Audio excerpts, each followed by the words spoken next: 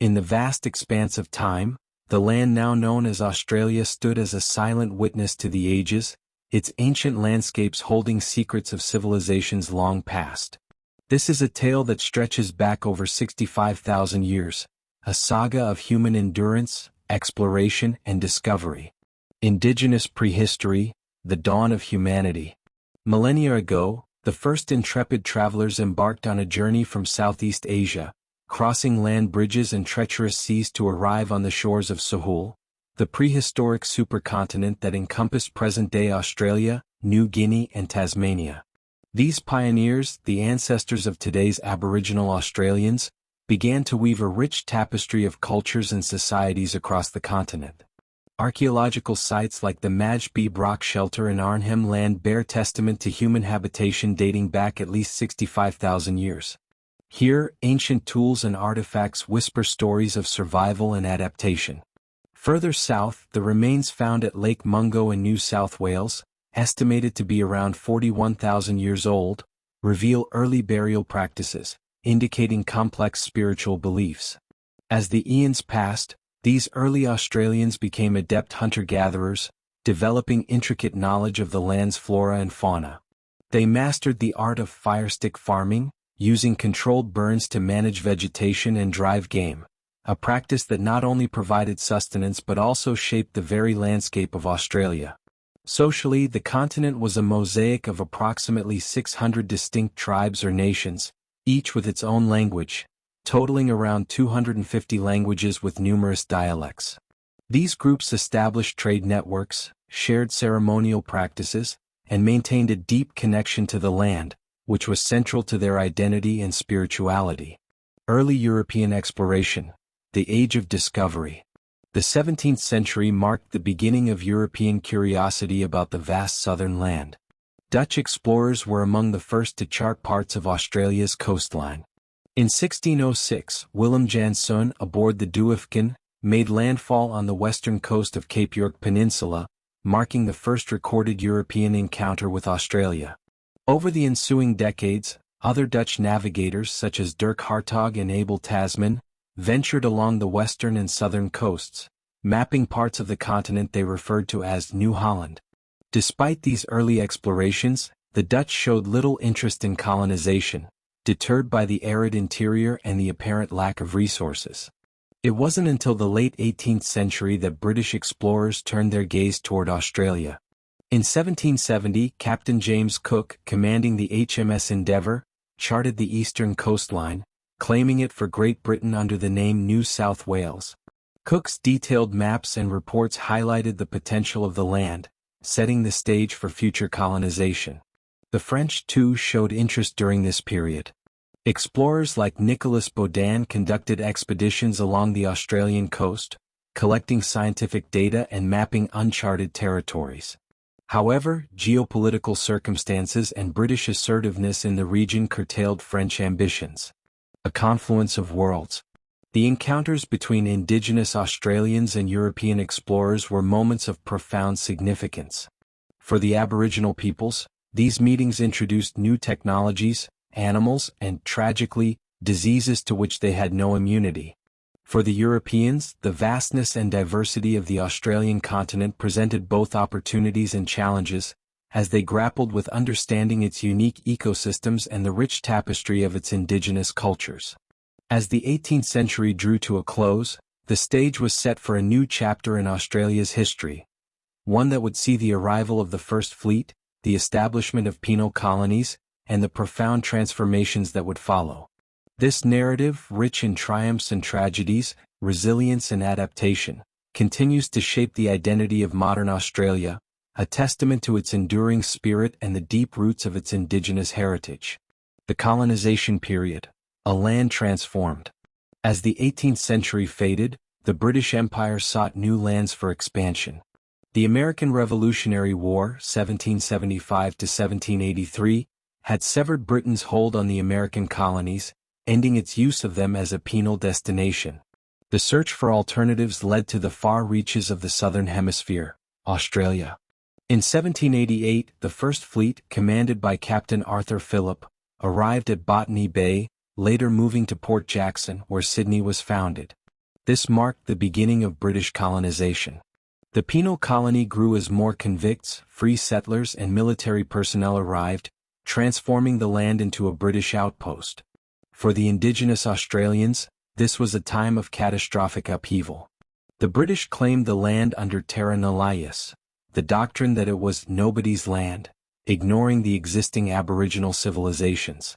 Dispossession, violence, and introduced diseases devastated the indigenous population. Expansion and conflict. As more settlers arrived, colonial expansion stretched beyond Sydney. Explorers such as Matthew Flinders, John Oxley, and Major Thomas Mitchell mapped the land, leading to the establishment of new settlements. Hobart 1804, Brisbane 1824, Perth 1829, and Melbourne 1835. The expansion triggered fierce resistance from Aboriginal groups. The frontier wars, spanning over 140 years, saw Aboriginal warriors such as Pemulwuy and Yagan fight to defend their lands. However, superior British weaponry and sheer numbers overwhelmed Indigenous resistance. By the mid-19th century, the colonies had begun to thrive. The discovery of gold in 1851 near Bathurst, New South Wales, sparked a massive gold rush, bringing waves of migrants from China, Europe, and America. Melbourne became one of the world's richest cities, earning it the title Marvelous Melbourne. From autonomy to federation, 1850 to 1901, the road to a nation. As the colonies prospered, they sought greater autonomy. Self-government was gradually introduced. New South Wales and Victoria, 1855.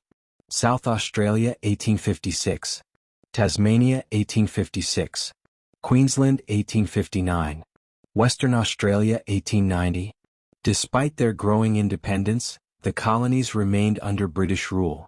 However, as economic and cultural ties strengthened between them, the idea of a united Australian nation gained momentum.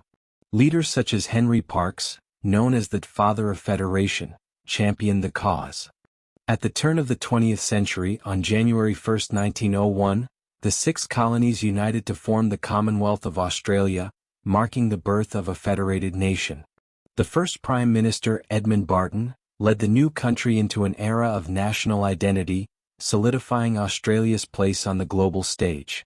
First World War, 1914 to 1918, Australia's baptism of fire. The dawn of the 20th century saw Australia as a young federation, eager to prove itself on the world stage. When Britain declared war on Germany on August 4, 1914, Australia, as part of the British Empire, followed without hesitation. Over 400,000 Australians enlisted, an astonishing number for a nation of just 5 million people. Young men, driven by duty, adventure, and patriotism, embarked on what many believed would be a short, glorious campaign. They were wrong. Gallipoli, the birth of the Anzac legend. On April 25, 1915, Australian and New Zealand Army Corps Anzac troops landed on the beaches of Gallipoli, Turkey. They faced rugged cliffs, relentless Ottoman defenders, and horrific conditions. The campaign, planned to break through to Constantinople, quickly turned into a brutal stalemate. For 8 months, the Anzacs endured relentless fire, disease, and hardship. Though ultimately forced to withdraw in December 1915, their courage, mateship, and sacrifice forged a national identity. Anzac Day, April 25, remains a sacred day of remembrance in Australia. The Western Front and the cost of war. After Gallipoli, Australian forces were sent to the Western Front in France and Belgium. They fought in infamous battles such as Fromelles, Pozières, Passchendaele, and Villers-Bretonneux. The toll was staggering. Over 60,000 Australians died and 156,000 were wounded. Despite the losses, Australia emerged from the war with newfound international respect. At the Treaty of Versailles, 1919, Prime Minister Billy Hughes ensured Australia had a voice on the world stage, securing control over German New Guinea. Interwar years, 1919 to 1939, hardship and change. The 1920s brought brief prosperity, but beneath the surface, tensions brewed. Returning soldiers struggled to reintegrate and deep scars from the war remained. The government sought to populate or perish, encouraging British migration, while Aboriginal Australians remained marginalized under restrictive policies. The Great Depression, 1929 to 1933, hit Australia hard. Unemployment soared past 30%, and many families faced extreme poverty. Shanty towns, known as Susso camps, emerged as people relied on government sustenance payments, the Susso. Strikes, protests, and a deep distrust of politicians defined the era. During this time, the rise of totalitarian regimes in Germany, Italy, and Japan signaled another global conflict. As tensions escalated, Australia once again prepared for war. Second World War, 1939 to 1945, a nation transformed. When Britain declared war on Germany in 1939, Australia again followed. But this war would be different. It would threaten Australia's shores like never before. The European Front, fighting for the Empire. Australian forces fought alongside Britain in North Africa, Greece, Crete, and Syria. The legendary Rats of Tobruk withstood relentless German attacks in Libya, while Australian troops played a crucial role in El Alamein, 1942, helping to turn the tide against Nazi Germany. However, as Japan entered the war in 1941, Australia faced an even greater danger. The Pacific War, Australia under threat. The attack on Pearl Harbor, December 7, 1941, and Japan's rapid expansion into Southeast Asia changed everything. Australia, once reliant on British protection, was now directly threatened. Fall of Singapore, February 1942. Britain's fortress in Asia fell to Japan. Over 15,000 Australian soldiers became prisoners of war, POWs, many enduring horrific conditions on the Thai-Burma Railway, Death Railway. Darwin bombings, February 19, 1942. Japan launched air raids on Darwin, marking the first direct attack on Australian soil. The Battle of the Coral Sea, May 1942, a crucial naval battle where Australian and American forces halted Japan's advance toward Australia. With Britain unable to defend Australia, Prime Minister John Curtin turned to the United States, forming a new alliance that would shape Australian foreign policy for decades. Turning the tide, the Kokoda Track.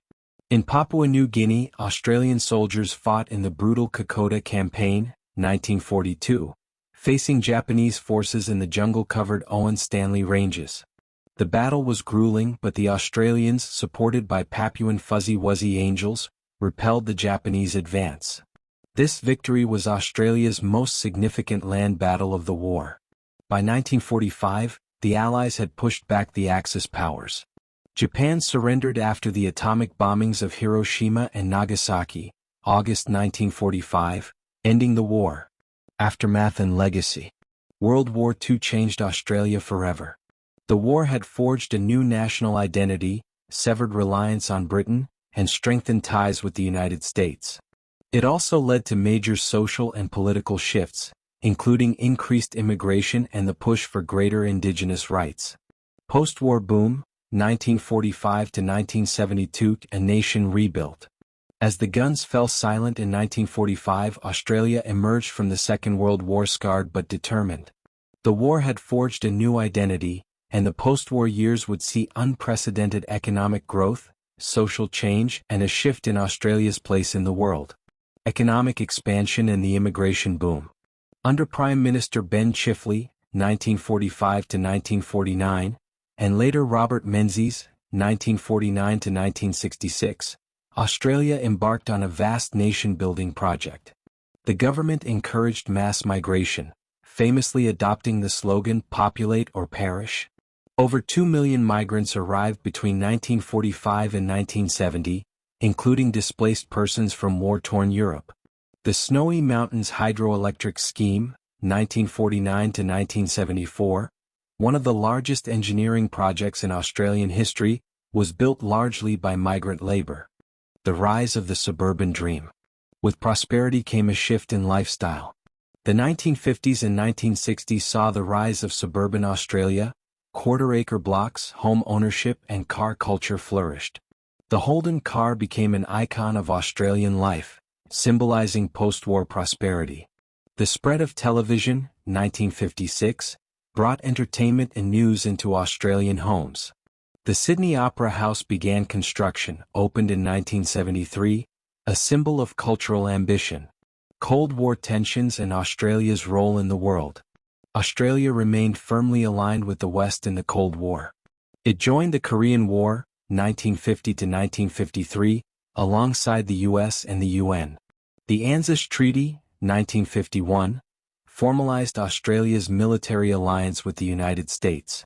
The fear of communism led to involvement in the Vietnam War, 1962 to 1973, sparking nationwide protests.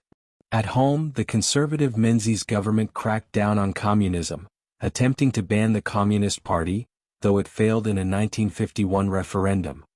By the early 1970s, cracks began to appear in the post-war consensus, setting the stage for a new era of reform and reaction. Reform and Reaction, 1972 to 1996, A New Australia. The 1970s and 1980s saw profound social and political shifts. Australia shed old traditions, embraced multiculturalism, and faced economic challenges. The Whitlam era, 1972 to 1975, a revolution in policy. In 1972, Gough Whitlam led the Labour Party to victory, ending 23 years of conservative rule. His government launched sweeping reforms. Ended conscription and withdrew Australian troops from Vietnam. Abolished university fees, making higher education accessible. Recognized Aboriginal land rights with the Racial Discrimination Act, 1975. Established Medibank, the precursor to Medicare. However, economic troubles and political battles led to Australia's greatest constitutional crisis. Whitlam was dismissed by the Governor-General in 1975, shocking the nation. The Fraser years, 1975 to 1983, conservatism returns. Malcolm Fraser, the Liberal Prime Minister, rolled back some of Whitlam's changes, but retained multiculturalism and refugee policies, allowing Vietnamese boat people to settle. However, economic stagnation and high unemployment plagued his tenure. The Hawke Keating era, 1983 to 1996, economic modernization. Labour returned to power under Bob Hawke, 1983 to 1991, and later Paul Keating, 1991 to 1996. They transformed the economy, floated the Australian dollar, 1983, and deregulated banking. Introduced compulsory superannuation, ensuring workers had retirement savings. Pushed Indigenous reconciliation, with Keating delivering the 1992 Redfern Address, acknowledging Indigenous dispossession. By the mid-1990s, Australia had become a more open, globalized economy, but economic hardship and political fatigue led to another shift in leadership. Australia in a globalized world, 1996 to 2022, the 21st century nation. The turn of the millennium saw rapid technological, social, and geopolitical changes. The Howard years, 1996 to 2007, stability and controversy. Under John Howard, Liberal, 1996 to 2007, Australia experienced economic prosperity fueled by the mining boom, especially iron ore exports to China. Tough immigration policies, including the Pacific Solution, detaining asylum seekers in offshore facilities. Australia's involvement in the War on Terror, sending troops to Afghanistan 2001 and Iraq 2003. Gun law reforms, 1996, following the Port Arthur massacre, introducing strict firearm regulations. Despite economic growth, Howard's work choices, industrial reforms, and stance on climate change led to his electoral defeat in 2007. The Rudd-Gillard-Rudd era, 2007 to 2013, political turmoil. Labour's Kevin Rudd, 2007 to 2010, won on a platform of climate action and apologising to the stolen generations, 2008. However, party infighting led to Julia Gillard ousting Rudd in 2010, becoming Australia's first female Prime Minister. Gillard introduced the National Broadband Network, NBN, and education reforms, but struggled with leadership tensions. Rudd returned in 2013 briefly before Labour lost the election. The Abbott-Turnbull-Morrison era, 2013 to 2022, conservatism returns. The Liberal National Coalition won under Tony Abbott, 2013 to 2015, but his climate change skepticism and budget cuts made him unpopular. Malcolm Turnbull, 2015 to 2018, replaced Abbott, pushing for marriage equality, which was legalized in 2017. Scott Morrison, 2018 to 2022, led through crises like COVID-19 but faced criticism over climate inaction, particularly during the 2019 to 2020 bushfires. Looking forward, by 2022, Australia had become a diverse, globalized nation, balancing its ties with the US and China, confronting climate challenges and redefining its national identity.